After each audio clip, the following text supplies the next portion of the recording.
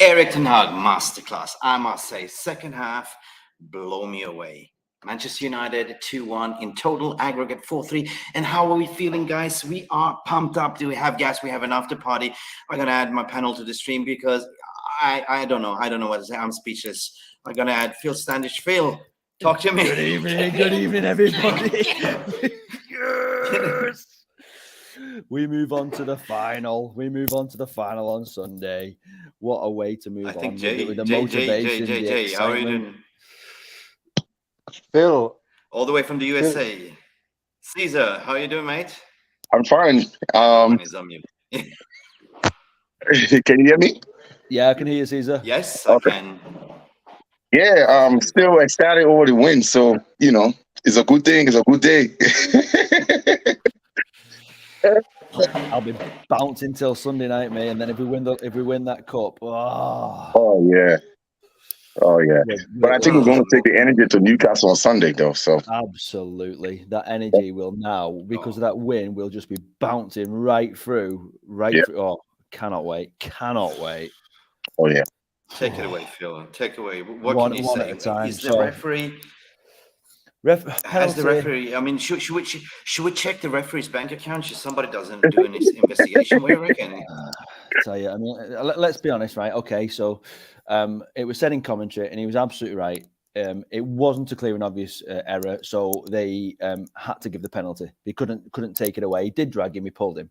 If they hadn't blown in the first place, it would never have been a penalty. When they reviewed it, they wouldn't have said, nah, it's not worth it. It's not clear and obvious. The other way, it had to be given. Bruno knows he made a mistake, but that was a very, very soft penalty to give. Referee in the first half was shocking. He was berating Ten Hag, saying, shut up, last chance. And then obviously, he came out second half, and I actually thought the referee had a better second half as well, actually. I still don't know how some of our players got booked. I mean, the only thing I did notice, I mean, when they had that big scrap in the middle and Casemiro just stood like a spectator sort of thing, well, I was like, Casemiro, get away. Just did not want to see him going back into another brawl. I was right ahead of this. I could just see it. And then obviously he got his yellow card for yanking back. Garnacho was a risk on his second yellow. And Fred in the 93rd minute, did you see him slide in? He's already on a yellow. He slid in and missed. I was like, oh, thank the Lord he missed him. Because if he'd have got him, he'd have been off. And second half performance from Fred, oh, wow, absolutely fantastic. Again, he keeps doing it. He gives us a half and he doesn't. I tweeted this just before, after the first half. I said, "Friends, Fred has been a monster." And people say, "What are you drinking?" I said, "Coffee." Then the second half came. Fred scores. It's like, there you go. Jay, are you muted? Talk to us. What's going on, guys? I think I owe Fred an apology. We can hear you now, Jay. On our pre-match, talk to us. I was saying, Fred, no matter what, mate, please don't shoot. But I think at half time, Fred summoned his inner Pelé, and that finish, that was top drawer. Didn't have it in his locker. I take back what I said before the game. I sincerely do. So we got to give kudos tonight. And then, as you said there, Phil, at the end there, he's doing Fred things, lunging in 93rd minute and already on a yellow. He's just doing Fred things. Yeah, that's the kind of player Fred is. He's Marmite. You love him or hate him. You never know, guys. You never know what you're gonna. You never know what you're gonna. Yeah, you never know what you're gonna get with Fred. Like frustrating as it is, 10 out of 10 performance, and sometimes like But tonight we gotta give him his credit. But guys, tonight I am gonna dub Casemiro, Varane, and Casemiro de Manchester. That is our Manchester version of the Bermuda Triangle. Because any attacker from any team that gets into that triangle gets nullified. It took a 50-50 penalty from a ref that's clearly on the UEFA payroll, and not the official one, the unofficial one, that we all knew about.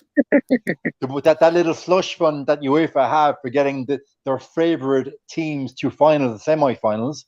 But that Bermuda Triangle, we call it the Manchester Triangle.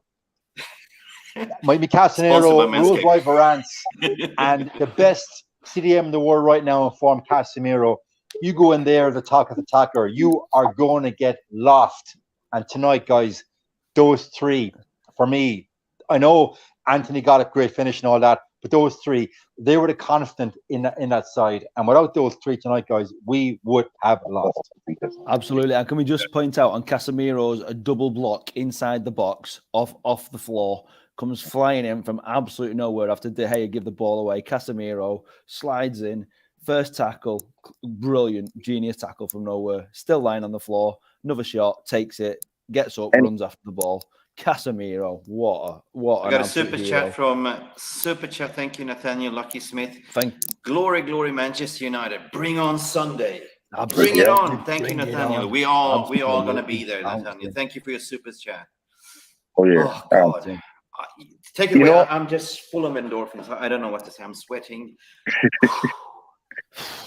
Well, I think we'll just start with Ayush's little comment because it's always a good one.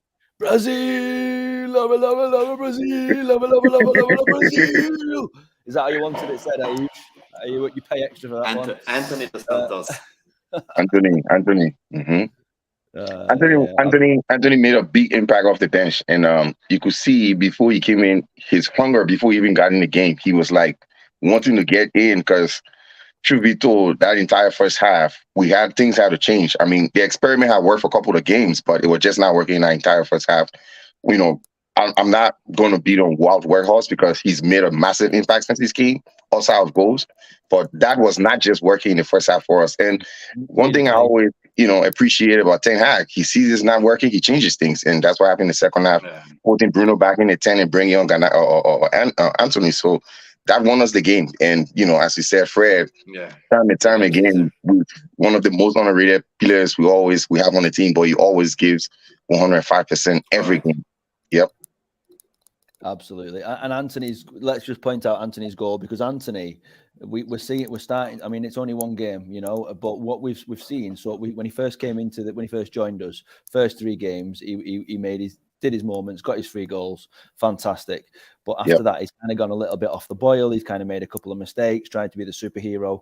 But today he came in and he didn't absolutely blast the shot. He placed it beautifully. He really took composure and he took his time on that shot. And that's what got him the goal. And absolutely fantastic. Well done to Anthony. What a well-taken goal to come in and make the pace of that game. Because there's lots of chats that have been said this season about Anthony where his pace isn't quick enough. He's not got his player right. He's not got the pace to get down the wing and stuff. He was cutting inside, make the difference and stuff. And again, today, I thought Anthony was absolutely fantastic when he came on. And Ten Hag substitutions, absolutely brilliant. Spot on with his substitutions, 100%. Not afraid to make changes at half-time. Not leave it till the 60th minute just to see what happens. Get in, make the change, sort it out. Oh yeah. Going back to Nathaniel was saying, we have 2 of the best 5 centre backs in the world. What a performance they put in! What just reference to Varane's final kick save. That was just like, whoa. I'm not sure it was offside either. I'm not sure it was offside. So if it would have gone in, it would have gone to review. Because they called it offside in the end, but I think if it would have gone in, it would have gone to review, and I think it might have counted. Yeah. Philip Johnson, but the good thing is, 100%. Phil Jones. Whoa, can we go back a step? Who was that? Phil Jones? Is that the Phil Jones? Mm-hmm. Yes. The Phil Jones? How's the injury, mate? How's the injury? Yeah. Oh, he's not answering. Good, he's not answering. Okay. Sorry, Jay. Go on. I was just saying. Go, Jay. When you watch the replay again, the way Varane tracks Lewandowski from the halfway line, he never loses sight of Lewandowski. And we are playing a high line there. We are literally camping almost in the Barcelona half at home, game in the line. And Varane and Casemiro and Martinez have the confidence in themselves. Yeah, we play a high line. Barcelona, bring it on. We're not afraid of you guys. And he tracks Lewandowski the whole way back with that run and makes that final tackle. that is the mark of a world-class defender. And like that, for me, that saved the game.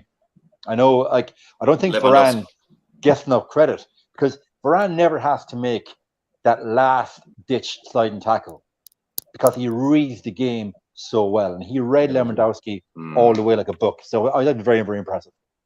Yeah, I've got a question for you, Jay. Lewandowski, who?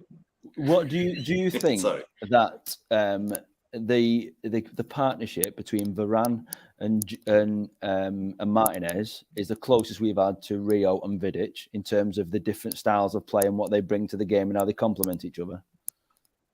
100% agree, Phil. It's the first time that I've had the pleasure of being on a show with you. So that is an excellent comparison. Like in football, as we all know, I think the two key partnerships is your midfield partnership and, most importantly, the centre back partnership. So we have Bruce and Pallister. We had Vidic and Rio, and previous to that, we had Jaap Stam and Janssen. And we've been messing about in the doldrums for the last couple of years with Lindelof, who his levels above Maguire. There's no question about that. But Maguire, I said it many times, he literally was the rock that Solskjaer put his whole career on, and he was obviously proved wrong.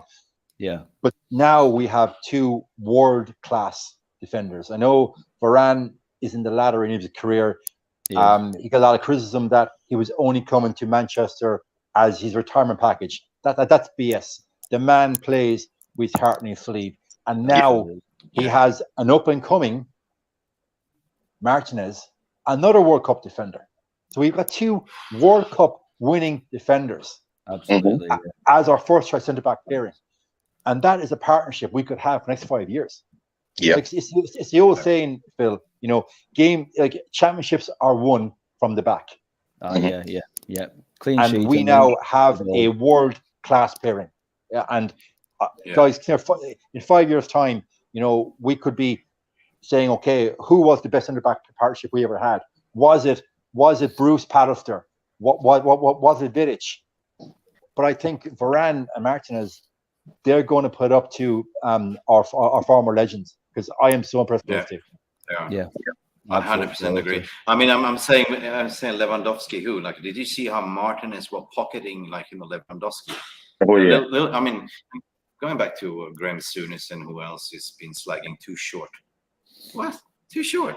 He had him for breakfast, mate.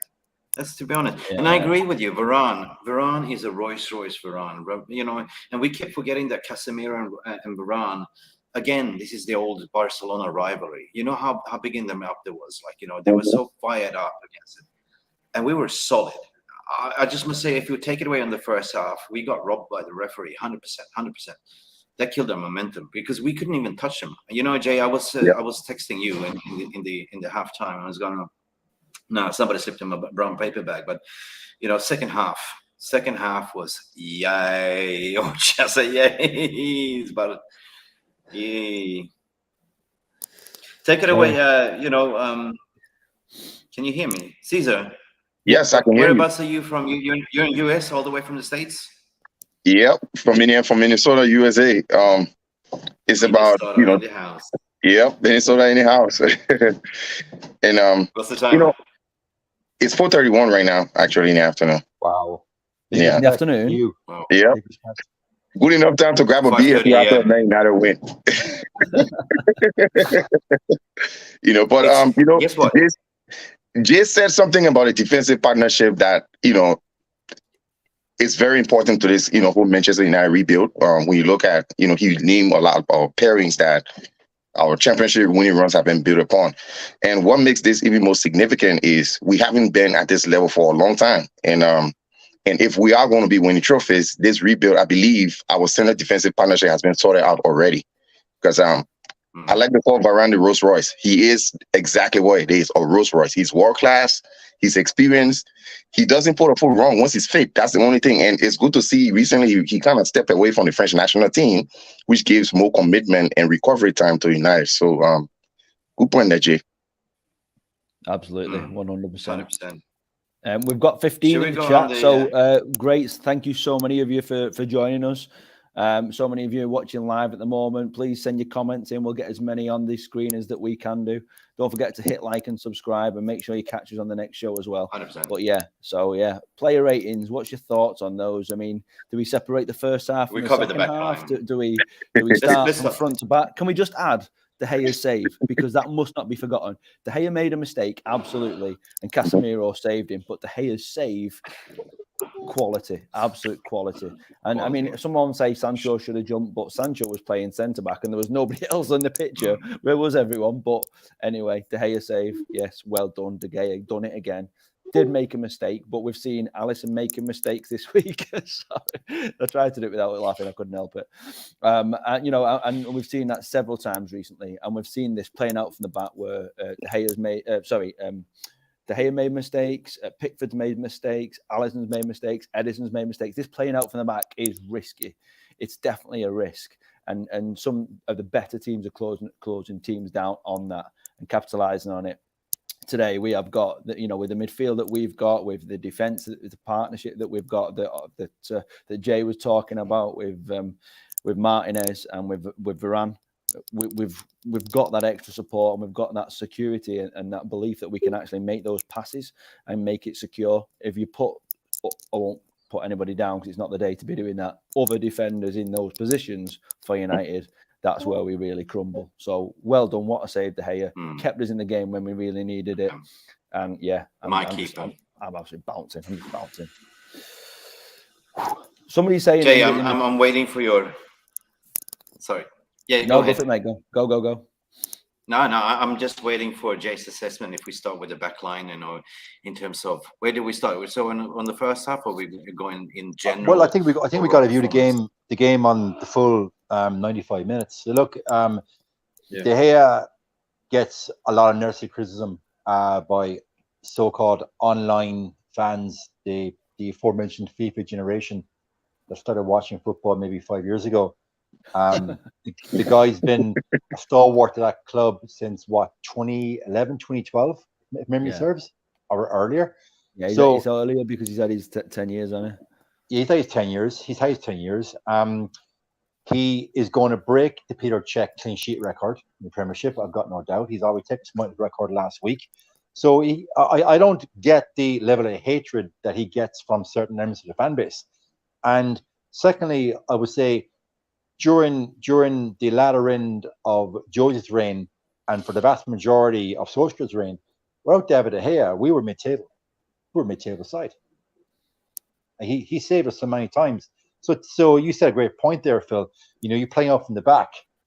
Every goalkeeper in the world, maybe once every 4 or 5 games, is going to have a stray pass from the back. It's going to happen.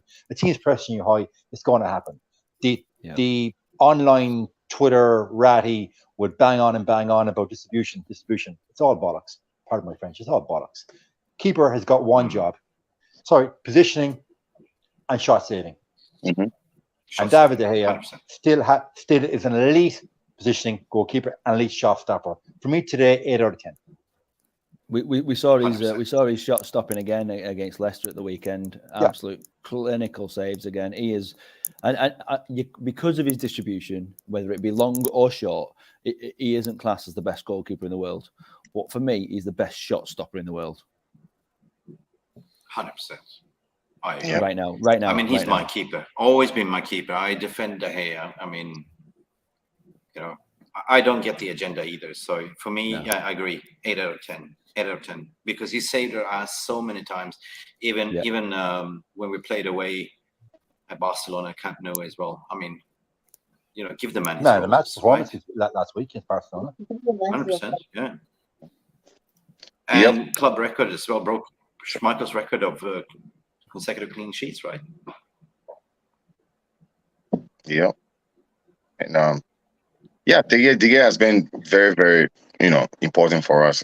I don't think we need to invest heavily in any new goalkeepers right now. That's going to cost us, in excess of 75 to 100 million. We already have De Gea. He's been great. We can look back to the last 2-3 games, including the game against Leicester. That natural header that was almost literally in the goal, and De Gea saved it as well in the first half. And he kept us in the game because we came in my second half and we were able to win. He's been very, very important. And today again, yeah, footballers are human beings. They're not supposed to be machines, as they said. There will be a straight pass here and there. It's all forgivable. When we look at the overall contribution to the 90 minutes, he was excellent today. Caesar, a question for you. Does De Gea get as much criticism in the US fan base as what he gets in the UK fan base? From your experience? Well, not really. The fans that I won't say not really. I would say not as much, because that would be a more fair way to put it, because it depends on the day. At the beginning of the season, people weren't happy about performances, and then some of the comments were not ones that you would say was in support of. But for the most part, it's not really as hard as it is on Twitter UK or the UK fan base, as how when you go online and see how much some of the unnecessary stretches they put in those things to make it seem like he's such this ridiculous goalkeeper. He's really not. But among the US fan base, nah, not really. You don't get too much of that. Yeah. I don't get the agenda. Okay, moving forward. Moving ahead. Martinez. Wow. Signing of the season for me. Sign me up. Player of the year. Yep. Absolute rock. Out of 10, what are you giving him, Caesar? If Martinez was solid today, he was one of our best performers alongside Varane. Our win today was sprung from very strong defensive partnership. So I'll give him an 8 or 9, maybe, because he was one of the best performers out there today. He never put a foot wrong. I mean, he was just absolutely solid. Give it up. Well, while we're all talking, obviously, if you're watching live, put your thoughts in there as well as we go through these different players. Let us know what your thoughts are too, and we'll put your scores on the screen as well. So yeah, De Gea 8, Martinez. I can't remember a moment where Martinez made a mistake in the game. So I think, the only way you're going to get a 10 as a defender is probably if you get your goal as well or an assist or something. So I'm going to have to give him a 9 out of 10, I think. Yep. Even in the first half, even when we didn't have a very good game at all, he wasn't making any mistakes. We weren't getting forward. We weren't playing the ball quick enough. The only thing I would say is, where was I love to see a different angle from the De Gea save. Where was the rest of the defense when Sancho was the one who was in the picture? I don't know. Were they caught out? Was Sancho well done tracking back? At least he made the effort to put it in there. I don't know. But yeah, for me, Martinez 9. Mm-hmm. Yeah. Jay. I can't disagree with any word any gentleman said. Solid 9. No question about it. Okay. I cannot agree more. I love this man. Okay, move. Then we go to Varane. Okay. You've missed Luke Shaw. Are you going through the centre backs? Yeah. I'm typing this into the scroll bar as we talk. So yeah. Varane, go for it. What do you think, Jay? Varane. Sorry, me. Sorry, was it? Yeah, me? Go for it, Jay. What do you think for Varane? Look. Is there enough superlatives to express how well Varane played tonight? You don't give out 10s unless the defender actually scores, gets an assist. But he's getting a 10 for me tonight. Mm-hmm. That game-saving tackle at the end, Lewandowski, for me, 10 flawless. On off the line. Put a star as the man of the match as well. Yeah. Okay, What do you think, Mick? Would you give him a 10? I agree. Yes, 100%. This was a world-class performance. This was Rolls-Royce Varane, Champions League Varane. I have nothing more than to concur what Jay was saying. That last-minute save just shows him what a warrior he is. Varane, we are so lucky to have him in the team. Yeah. And we will get to another player later on, further up the pitch as well. Okay. Luke Shaw, left back. Luke Shaw, what we saying? Start with you, Caesar. Luke Shaw had a big game. He's been very consistent for all the last, I think, 5, 6, 10 games. I mean, since he's come back, and one of the things I think was good for him was the bringing of Malacia, who kind of kicked him into form, I would say, because he's been very, very massive. And his contributions going forward and defensively, he's been solid. So today, I'll give him an 8. What do you, Mick? What do you think? He didn't put a Mick? foot wrong, not what I can remember. Yeah. Yeah. 8. Yeah. Jay, I agree. do you want to add anything to that? Look, his defensive ability has never ever been in doubt. At the start of his career, his engine, his ability to get up and down the flanks, wasn't in doubt. And then unfortunately, he broke that leg and came back and that confidence. The last 2 seasons, his crossing ability for me has come on in leaps and bounds. And tonight, I would like to see him get more crosses in the box, but he was pinned back a little bit by their full back. So I will go with the 8. I'll go with the 8. I'll go with the collective. We agree. Okay, a couple of comments in the chat. We've got JJ Kocha, Martinez 8, recovered well a few times, probably even a 9. And then 10 for that goal line clearance. JJ, I think you're on about Varane at that one. So yeah, keep the comments coming. Then obviously we've got, so we'll start with Wan-Bissaka. Who wants to go first on Wan-Bissaka? And then we'll move on to Dalot as well, because obviously there was 2 halves, So Can I start? Yeah, go for it, yeah. Mm-hmm. I thought Wan-Bissaka was sublime the first half and until he got subbed. I mean, he was right. I mean, of course, Wan-Bissaka for me, has improved massively under Erik ten Hag. Because people were writing him out, right? I think he was one of the best in the first half, defensively, going forward, covering that the right-hand flank as well. I got to give him an 8 as well until he got subbed. I don't know. That's just my honest opinion. I agree with you. In the first half, overall, we're not creating too much in terms of goal scoring chances, but we had a very solid defensive unit, and Wan-Bissaka was very key to that in the first half. He went forward very well. As you said, we all know Wan-Bissaka and his forward abilities, but he really did create a lot of space in behind on the right hand side for Man United in the first half. We just didn't do too much because we're playing with Bruno, who does not have the pace to do well in that position. So even when Bruno went to the 10 and Anthony came forward, that side was one of our most effective. So Wan-Bissaka, first half performance was very solid defensively. I'll give him an 8 as well. Did Barcelona make a change in the second half? Because we seem to have so much more space to be able to run into the right. Yes. What was their change that they made? Because to me, that was where they lost it. Because we was constantly whipping it over to the right. We're crossing it from the left side to the right side. I think it was more about Bruno playing there on the right side and, his lack of pace. What happened was they were always playing a hard line the entire game. And when Anthony came in, defenders just started playing right behind, and there was a lot of space and the game changed. So it was more about, I think, the personality that was playing the role. Yeah. But I believe the space was always there. Okay, let's move on to Casemiro, Jay. What do you think of Casemiro? Wow. Casemiro. Wow. Yeah, Look, Casemiro.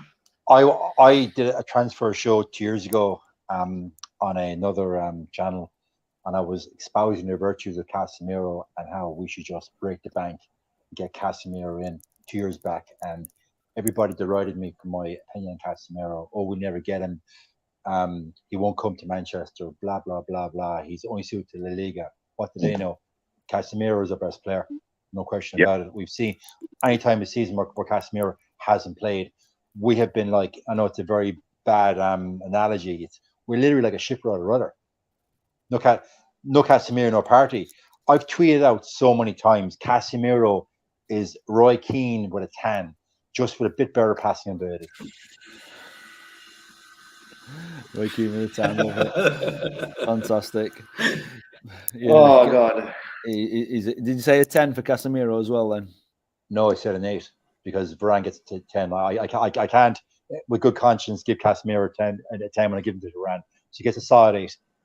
Okay, nice. It's yeah. What do you think? Obviously, we've got the partnership between Casemiro and Fred. We saw it for Brazil, and everyone's going, "Oh, why can they do it for Brazil? Why can't they do it for United?" Second half, we're seeing it. You're seeing Casemiro constantly having little words with Fred throughout the game, little chats, little pep talks just before they come back on and things. They've obviously got a great partnership. Ten Hag's seen that. We know that Casemiro strengthens the performance of Fred in terms of the way he can cover, and Fred doesn't have to trap back where we know he was making errors in previous seasons. That was his weakness. He was coming back too far, and obviously with Casemiro holding that position now, why Casemiro? We can wax lyrical about Casemiro every single time, but we're already half an hour into the show. Why do you think Ten Hag? Let me ask a different question. Why do you think he picked Fred over Sabitzer today? Well, if I can start. Sorry, say again. my apologies. Voting. Say again, Jay. Sorry, was that to me? 8 for me. Sorry. Say Fred. We're saying about. You were saying okay. So Fred, we before the game we discussed as to why Sabitzer and Casemiro wouldn't start tonight, and it's because Ten Hag knows exactly what he's going to get from the Fred Casemiro partnership. Yes, he knows what he's going to get, and I think it was too big a game for him to start a new midfield partnership. He knew he was going to get, and in his eyes, it's not broke. Therefore, I'm not going to try and fix it tonight. Yeah. I think in the fullness of time, Sabitzer and Casemiro, I think is a better partnership. Like Sabitzer, he's levels above Fred. There's no question about it. And I think as well with Casemiro sitting up front of that Bermuda Triangle, he can free up Sabitzer to play more of a box to box and not have to sit beside Casemiro. Whereas we're so used to fans seeing the aforementioned Scott McSiwers and Fred, and they both sit in front of the back four. They don't push up. They just don't do a whole lot. So I think now we are seeing just a different dynamic midfield, something that we have been hungered for years. What do you think, Mick? Remember that donut hole? Remember that donut hole under Ole Gunnar Solskjaer? It's gone. No more McFred. Yeah. It's gone. Okay. Now listen. I have a theory. Okay, I was expecting Sabitzer to come in. Yeah. But then I didn't see him come in. So then I remember, hang on, we have Wembley Cup final. So he's saving Sabitzer for Wembley. Don't you reckon? Well, I was thinking that when I saw him on the bench or up for the whole game. But then obviously what Jay just said about the fact of starting a different partnership in such a big game. Is this not the same? Is it not even bigger right now? This is our first chance of a trophy in many 7 years, something like that. This is and Ten Hag's going to go with his best trusted starting 11 that he believes in, that he knows works together, that's going to be best to go against the Newcastle attack with Almiron and he's been playing I forgot his name now on the left wing. I can't, name escapes me for Newcastle, but is he going to start Sabitzer? I don't know. I mean, I was convinced he was, but obviously what Jay just said is a fair point. Absolutely. So what mark are we giving to Fred today? Forget his first half performance. Let's say his overall performance, because he was overall. I think he's got to be about an 8, hasn't he? I would say he's got to be an 8, and he got his goal. 8 for me, yeah. Goal as well. Yeah. Yeah. I'll give Fred an 8. Okay. And just to make a point about Casemiro, he's come in and owned the midfield for us. He literally has become the spine of our midfield. In his absence, our midfield is not the same anymore. We don't have that balance. His presence makes other players better in terms of allowing them to go forward, the way he covers them. Even Fred is playing better by playing next to Casemiro. I don't even want to go into Bruno and all the attacking players. So yeah, Casemiro, playing alongside with Fred. Fred is a clear 8 this game because of his goal as well. And apart from his energy, his all around contributions to keeping Dijon out of the game for the most part. Because Frankie was going to just allow him to be free, he was going to cause us some serious trouble. It was Frankie. I got to go by Evelyn the Sky. That thing about Fred is both shite and a little bit brilliant at the same time. I agree. I think he leaves too many passive gaps and too erratic. Sabitzer should have played. Yeah, but we just discussed that about Sabitzer. Yeah, you get that with Fred. You don't know what you're gonna get. It's like a life of a box of chocolate. You never know what you're gonna get with Fred. Moving on to Bruno. Yeah. Captain Bruno. Come on. What's his performance? Again, was it a game of two halves? Was he fantastic from beginning to end? Did he turn it on in the second half? Was it a penalty? Should he drag back? Was it a panic? Was it a panic moment? Let's talk about his whole performance. Jay, take it away. Jay, you look ready to go. Bruno. Okay, we've been handing out a lot of 8s and 9s here. That isn't the case with Bruno tonight. First half, he was a 5.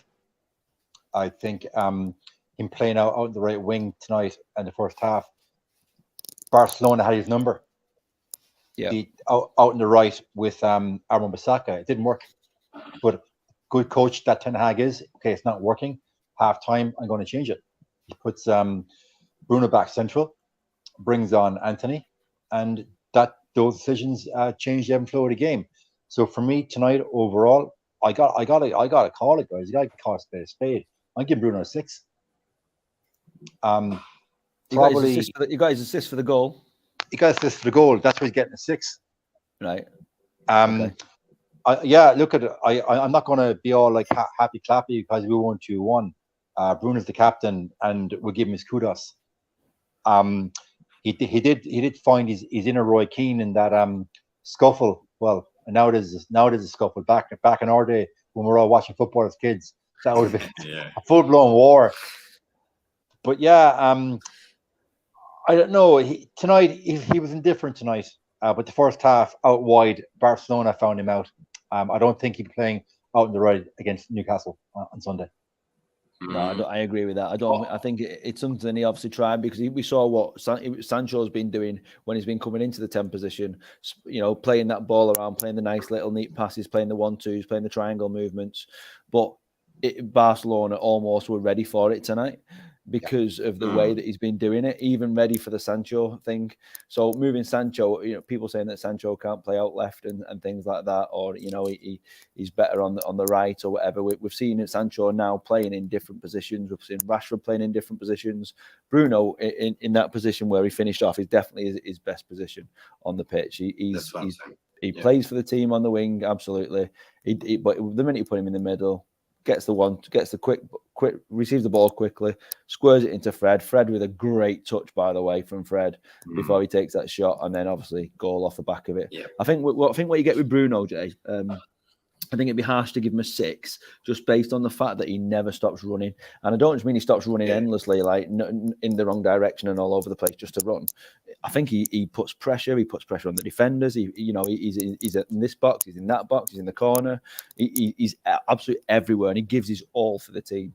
And I think he makes some great interceptions and puts pressure on them and causes mistakes from other teams. So I think 6 would be a bit harsh, but obviously that's just my opinion as well. That's okay, Phil. Listen, I give him a 7. That's all opinions. That's 2 7s. Here we go. We're up to a 6.5. It's down I to hear both. I hear both sides of it. Yes, he's the captain. He was carrying the team. He was showing a leadership. He's showing a little bit of that Roy Keane, but was also looking at him off the ball. And I agree with what Phil was saying. Like, and he's a pressing machine. He was running up and down, pressing Van Stegen. I think in overall, I gave him a 7. That's just my opinion, but you gotta be critical because I did a video about Bruno as well. What is his best position? And all in general, this was a huge night. It was a huge game, and it was overall a very good team performance, and he was part of it.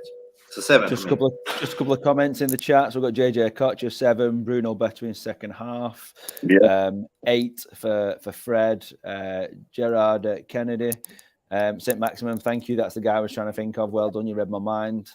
Fred, man of the match for me. Good shout. I know that obviously, Jay, I don't know if you were in at the beginning when we were talking about the back line and we were saying that Varane just absolutely exceptional tonight. JJ said Fred did well in the last game, so probably got rewarded for that. And obviously, we're talking about Casemiro here, and Okocha's just said, we should have got him 2 years ago. So yeah, thanks for keep the comments coming, keep the shout outs, and we'll keep talking our way through the scores.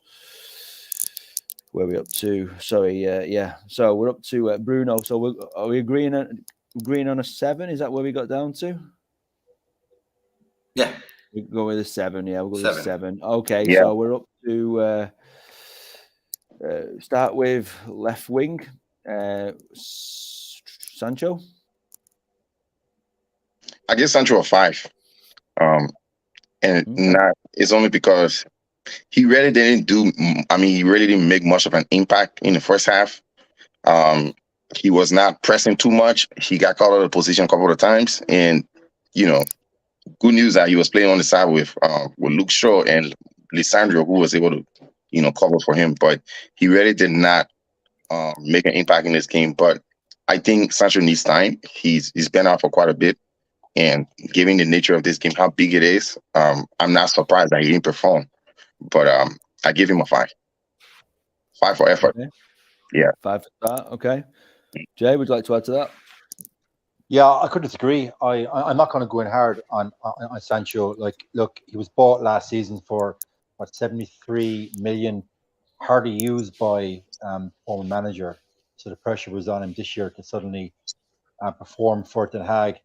He's gone away, worked on him to his game. We have seen flashes in the last couple of games. We have scored and got assists. Tonight, he simply wasn't the races. Ten Hag saw it, hooked him off at half time. So 5 and no more. Would you like to add to I that? know. No, I know Sancho's your guy, but yeah, I totally agree with the boys are saying. I love Sancho to pieces, but he looked a little bit lost today in that game. In general, it was a good overall team performance, but I understood what Ten Hag took him out.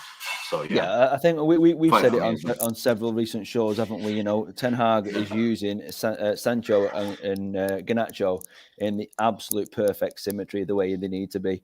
He starts one game, brings them on, they make the difference. The other way around, starts Garnacho doesn't have a good start. Sancho comes on, makes the difference. Sancho starts, Garnacho comes on, Garnacho makes the difference. And we're seeing it game after game after game after game. And I don't think that's a discredit to the players. I think it's more credit to the manager, because Ten Hag has got them both fighting for that position, knowing that.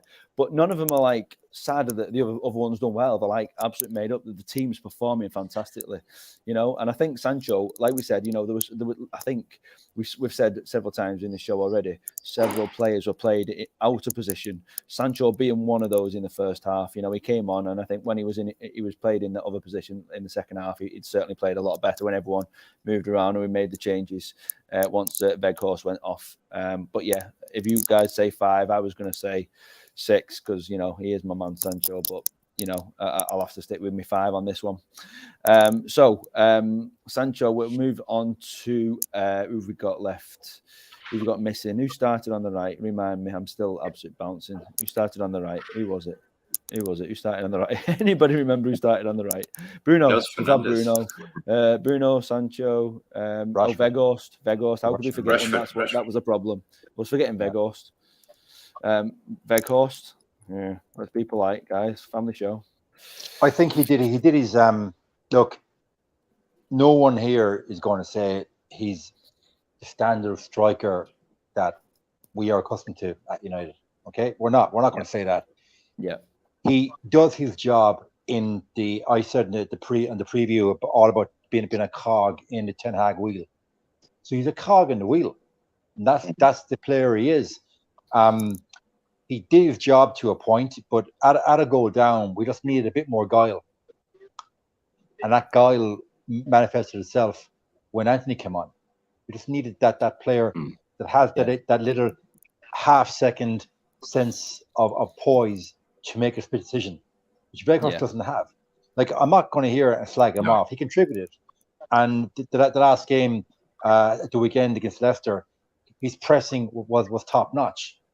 But when Cross came into the box, he's that half yard off the pace to finish. Yeah. If he scores 5 goals between now and May, that's been a successful loan signing. Yeah. That is his level. So I think it's unfair of fans to start calling him a donkey and a horse and whatnot. Yeah, He's a professional footballer.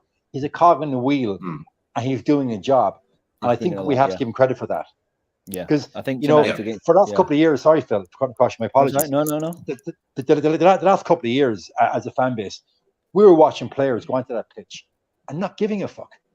Yep. Players that not pressing, not tracking back, playing in a low line, hoping we'll get a Hollywood ball from Bruno, and that Rashford or Martial or Cavani could get on into it. And most of the players, they didn't care. Weghorst is going to come on. He's going to give you everything he has, and I'd rather have 11 players like that they will play for the jersey, play for the heart and the sleeve, than 11 players are going to go out there, take a paycheck and not care. So we have to put Weghorst in context of what he is. Mm-hmm.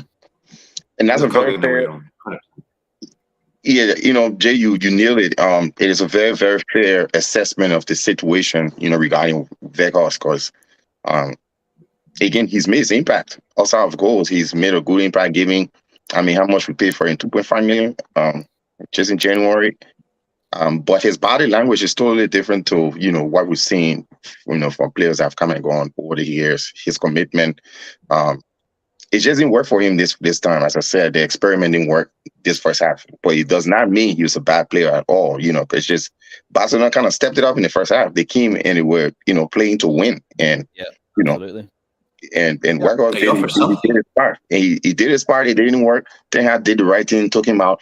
You know, I'll give him a 5 for effort. You know, yeah, but I'm feeling a 5 from everybody. I think, you know, similar to Sancho, tried to make the difference but couldn't. Moving on to Rashford, I think we might get some interesting answers on this. Mm-hmm. So I'll start with you, Mick. Start with you. What do you think on Rashford's performance tonight? First off, I was a little bit frustrated because the way the game turned after the referee so-called penalty. We didn't get Rashford moving. We didn't get balls behind to Rashford. It wasn't Rashford's game tonight, but he was part of the team and he was contributing. But for me, Rashford was a 6. Yes. You know, tonight.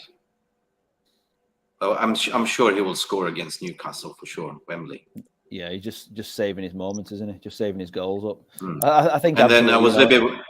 I was worried when it went down injury, like, you know, and then that's why they took him off. So I'm just curious to understand. I think they took him off because it was an injury, but he was looking a bit frustrated. You know, when you look, it wasn't. I don't even think there was that much of a clip on him really. I think when you look it back, he was just like, I'm done. Like, you know, Ten Hag thought, he's not bringing anything to this game. Barcelona has played him out the game the way that they played him. We weren't able to get him down in the first half. We couldn't get him behind the defence at all. Just could not play him in at all. They'd obviously done their homework on him, but they realised that we've got more than one player who can score a goal tonight, and that. So if Newcastle think that they're going to come and stop Rashford, then they've got 4-5 other players that they've got to stop as well. And that is what makes us a team. We're changes finally that Xavi did was strength in depth. Yeah, sorry. I think Xavi did a number by putting Christensen on there. Like, you know, he didn't start Christensen, you know, in the first leg, but he put Christensen there on purpose. And it wasn't Rashford's night. You know, kudos. Jay. Jay, do you think it's 6? Okay. So look, Rashford has raised his bar this season above a level that I thought he was capable of. In last season, I'll hold my hands up. I want him sold. I did, and I'll hold my hands up. But if you look, like, there's no question about it. Xavi saw, okay, their current goal threat, rate of form is Rashford. Last weekend, United had 8 of their analytics team in Barcelona watching the Barcelona game to analyze the Barcelona side. You telling me that Xavi didn't have analysts coming to watch the Leicester game last week and saw what happened with Rashford? So absolutely, look, top class managers, they do their homework, and tonight he got nullified by a Barcelona side that was prepared for Rashford tonight. I think last week, as I said in our preview, Barcelona didn't show you. Didn't give United any respect. It was like Rashford. So what? He's doing the Premiership. He's not going to do it against us. We're Barcelona tonight. They nullified him, plain and simple. Yeah. So we give him a solid 6. Yeah, I think so. 6. I would agree with the 6 too, because one of the things we have to highlight is the presence of Sergio Busquets. He was missing the first game, and because of that, we had the ability to get him behind quite easier. But Sergio Busquets and Frank Kessie did a very good job today, providing that midfield shield that kind of made it hard for us to get him behind, in the first half, which kind of affected Rashford's game. Yeah, fair enough. Sorry, John O'Neill saying he might be injured. I think you're on about Rashford. You'll have to let us know who you're on about. And John, Jay, question for you from John O'Neill. Will Maguire play on Sunday? Okay, right. Let's keep it brief. It's a family show. The moment of truth. Well, the moment of it's 8 truth. minutes past 11, right? So if that charlatan Maguire comes on with 5 minutes to go to lift the Carabao Cup, he's no better than John Terry, a full kit wanker that lifted the Champions League trophy a couple of years ago with Chelsea. He's no better than that. I think that answers the question. that would be a no, just to clarify. Oh. Right, moving on to obviously we've been on show 50 minutes now, so we've just got a few more players to go through. We've got Dalot, Anthony, and Garnacho. Let's start with Dalot, the subs. Didn't notice much Dalot. 6 for me. The little that he came on, you got to give him 6. Okay. I agree with the 6. Because the first half, we saw that we had the ability to go in behind. We just weren't using that option because we had Bruno playing as a 7 and Wan-Bissaka, who isn't too much of an attacker. But that's why, when the change was made to bring Anthony and on Dalot, we were able to exploit that side even more because, again, as the space was always there. And he is better, offensively as opposed to Wan-Bissaka. So, yes, a 6 is a fair score for him today. Yeah. Okay, so we've got 2 left to go. We've got Anthony and Garnacho, and then I think we should rate the manager. Let's start with Anthony. Let's see Anthony's performance when he came on. Viva Garnacho. No. Let's start with yourself, Caesar. What do you think on Anthony's performance when he came on? I'll give Anthony a 7, right? Not an 8 because he came off the bench, but Anthony kind of changed the game for us. And his impact off the bench was massive. Right off the bat, he was already running behind, and whoever was playing on that side as the number 3 had trouble. And he never let up. As you could see before the game started, before he came in, he showed a lot of passion on the sidelines, and it translated in the game, and he deservedly got his goal. So I think a 7 would be good for him. Jay, would you like to add to that? Do you think it's worth more than a 7? No, I think we can't lose one of ourselves. He's 7. I mentioned there previously about players that have that extra half second, the guile and place of mind. He sidesfoot that ball into the net. You watch the replay. He sidefoots it. Yeah. A lesser player laces that, hammers it, and it's gone wide. He sidefoots it. I He said just that took at the that moment. extra half second and boom, like top class goal. He knew exactly. He knew exactly where he was going to put it. He knew where it was going, and elite players have that ability. They know where that ball is going before they even make contact. So solid 7, but there was 2 occasions where he gets the ball out wide. He cuts into the box. He cuts from weak foot from his weak foot to his stronger foot. The fullback reads it, and the play breaks down. There was 2 times I think he could have crossed the ball into the box of Rashford, but he's changed his feet. He just couldn't get the ball in. Now look, we're splitting hairs here. The man scored a goal that put us into the next round, and here we are splitting hairs. Like what fans we are, we're splitting hairs on that. We're solid 7. Yep. Yeah, I think John liked your comment about Maguire. There's Will Maguire play. And then we got Will Maguire play, and then this was his reaction to your answer. So yeah, I think he took it. So John, so if Maguire plays and lift that Carabao Cup on Sunday, Just wait for my tweet. That's all I say. Wait for my tweet. I think, Jay, you won more titles than Maguire done in your career, right? Oh yeah, just do my job. Just do my job. Do you know what though? I think I know what you mean. You know, let Maguire have his moment, but I don't think he would. I don't think he would, based on the fact of the way we've seen Ten Hag act. You know, he deserves. He credits the players who deserve the credit. You know, whether that's you know, we saw and he disciplines the players who don't. You know, we've seen obviously Rashford missing that first half, which he was absolutely on the form of his life. Everyone's going, oh, Rashford's going to start. Oh, he's had a bit of being told off by the manager. Blah blah blah. He's like, no, you were late. You're not going to be late for training ever again. You come on, you make a difference. Absolutely. Yeah. We saw him deal with the biggest name in world football alongside Messi, Cristiano Ronaldo. Do not know what he had to do. Nobody knows really what went on behind the scenes. We've heard Ronaldo's side of it to Piers Morgan, blah, blah, blah. Yeah, absolutely. And I'm sure some of it, there might be a little bit of truth in there. But at the end of the day, you don't air your dirty laundry like that. That is not the way you leave your club. Ten Hag has handled this whole everything, this whole clown show that went on at the beginning, trying to appease to Ronaldo's strengths, trying to say, you know, made him captain, did absolutely everything so that nothing could be said against him. Ten Hag, as a manager, has been absolutely fantastic. And I think he's like a pest controller, right? He got rid of all the, pesticides, like, you know what I mean? Absolutely. There were so many rumors going around about Lingard and others who were supposedly giving team news out early and causing havoc in the team news, giving it, in the changing rooms and up behind the scenes, upsetting things and saying this isn't fair and all that malarkey, right. But we saw, he came in at the very beginning, gave Maguire his chance, kept him as captain, which I think I thought it was a mistake because I felt it would have been harder to get rid of him, but he's just shown that actually, no, it's not. He's actually used it as a strength. Yeah. I can and will drop anybody who needs to be dropped. Anybody who's not performing at the level I need them to be. Anybody who's not up there. And that's why I don't think he'll bring him on to lift a trophy unless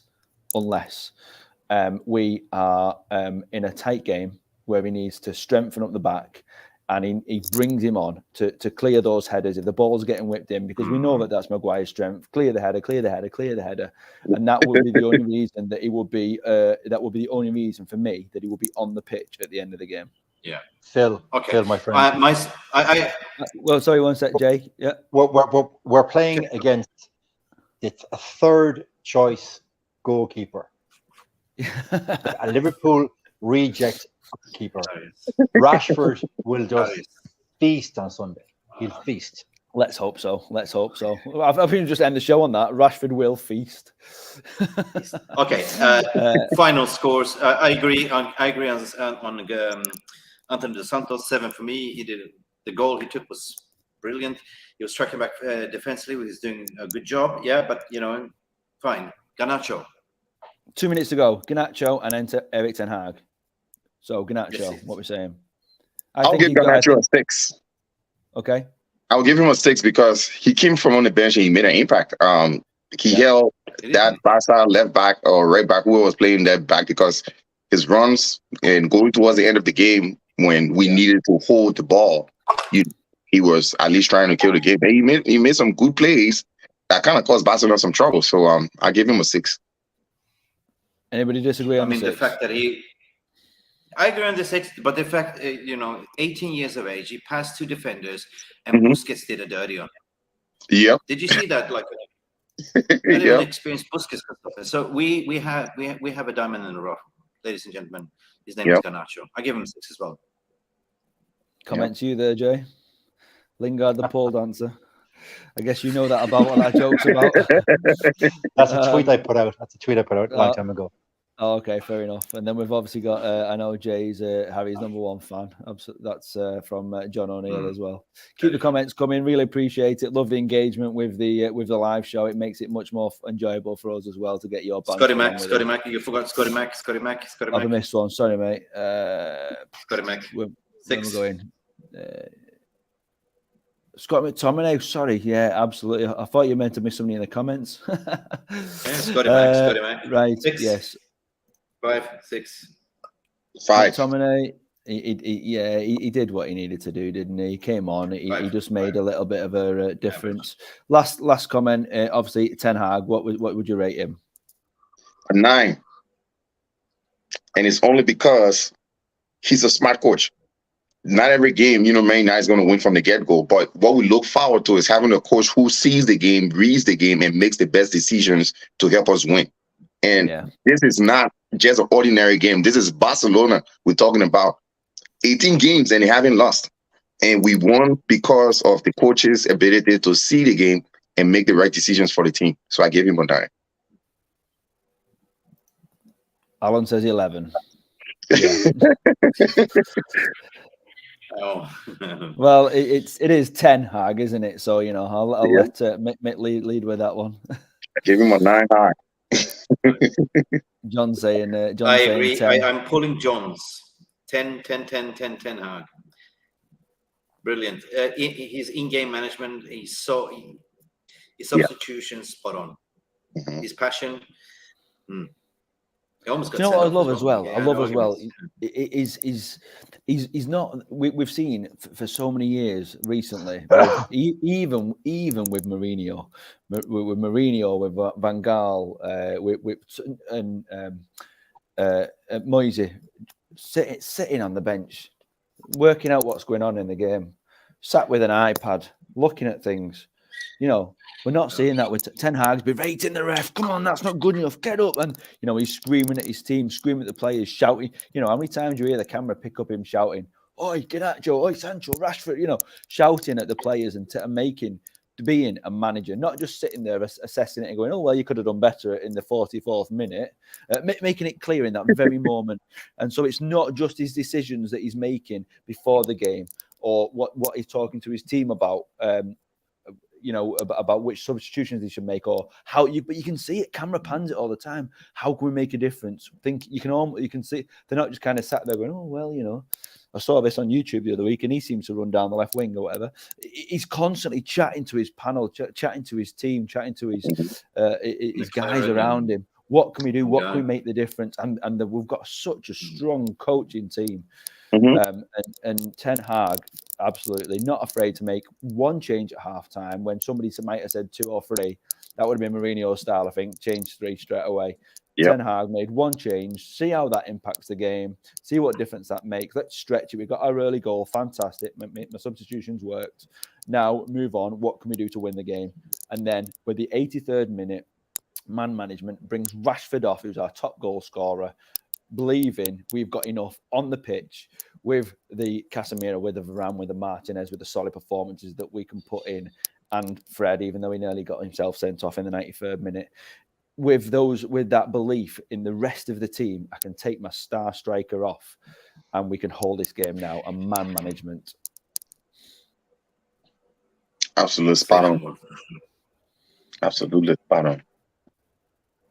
Well, they are our player ratings. If you're watching this live, thank you for everybody who's given us shout outs for comments. If you're not watching it live, let us drop comments. Drop comments afterwards. Let us know what you think of your ratings. Whether you think that we were well out, whether you think we rated it well. Yeah, absolutely. Give us that feedback. Drop comments in below, sort of thing. Give us a like and a share and a subscribe. We also have Wembley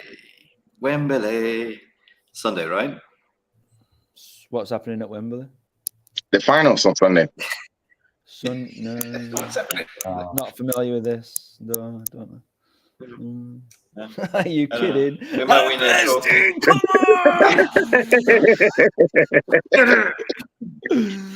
All right. We get back to you. We're most likely going to do a post-match reaction, Jay as well. And I don't know. Are we going to do a preview? I don't know. Are you guys available for a preview? I am. It will be early in the morning, my time, about 11 in the morning. So it's the perfect time to even have a preview. So count me in if you want. Yeah. Oh, 100%. Wembley next. Listen, guys. Wembley next. It's 6:20 in the morning where I am. I haven't slept. I'm super gassed on endorphin. We're going through. We are going for a cup final. I'm not gonna get giddy, but I think we're gonna win a trophy. That just like, oh God, it feels so good. 6 years. Yeah. Jay, you look knackered as well. Thanks for joining, John. Yeah, I'm up at 6:30, and it's now 11:22. So I'm going to bed thank happy. you, everyone. Thanks, Yeah. Jay. Appreciate you joining the show. Both Guys. shows. I know I missed the other one. I was on my way back, but apologies. But thank you. All right. No worries. Thank you Everyone, guys thank you for for having me. tuning in. Thank you. Yeah, you're welcome. You're welcome, Caesar. Yeah. Before we anytime. go, Thank you for reaching out. very quickly, Caesar, where can we find you on socials? Yes. I'm on Twitter. He and I follow Jay. I follow Mick on Twitter. So yeah, my handle is at Caesar. So at CAES. I'll drop it in the chat. Yeah. Oh, that was you pointed at me. I zoom in on you again. Yeah, my handle is at CAES on Twitter. So C's MUFC. You definitely see me there. Yeah, very active too, engaging. Going back and forth, defending players and getting mad at some of our fans. But it's all fun. It's all love. Yeah. Jay, for anybody who doesn't know, where can they find you, please? It's easy. It's Jay Daly UTD. And thanks, guys, for having me on the show. It's been a pleasure. Thank you very much. You're welcome, Jay. Get some sleep. Mick, you can find me at RubyRed _MUFC, Realist TV, socials, you name it. Everything is in the LinkedIn description below. Not LinkedIn, the video description below. I'm tired, gents. I don't know what I'm talking about. It's been a pleasure, gents. Yeah, all our details are in the show below. I'm Phil Standish, at Phil Standish or at FBall Philosophy. Catch us, please join us live again for the next show. It's an absolute pleasure with many of you joining us. Please smash the like. Makes it great. Smash so many comments in the show tonight. Hit like, subscribe. Thank you for everybody who's been joined the show, whether it be for the panel or for the people who've joined and for the super chats as well. Been a pleasure. Good night, everybody. Good night. See you Sunday. See you Sunday. Thank you so much for stopping by and watching MUFC Realist TV. Don't forget to like and subscribe and follow us on the socials.